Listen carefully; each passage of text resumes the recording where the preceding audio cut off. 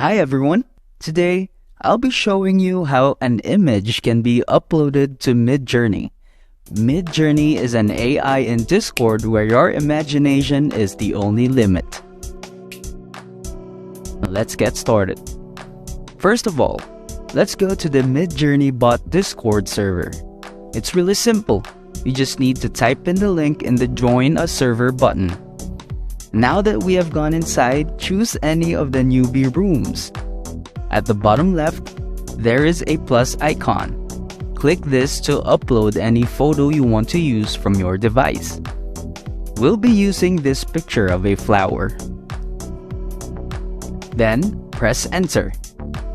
Your image will be sent in the room. Once you see it, click on it and copy its link address. Then, in the text box at the bottom of the room, type in /imagine and paste the link as a prompt. You can send it by itself or you can add more details to specify how your image will look like. Now that the AI has finished processing, it will show 4 images. You can upscale or make variations of the chosen image. I hope this video was helpful for you.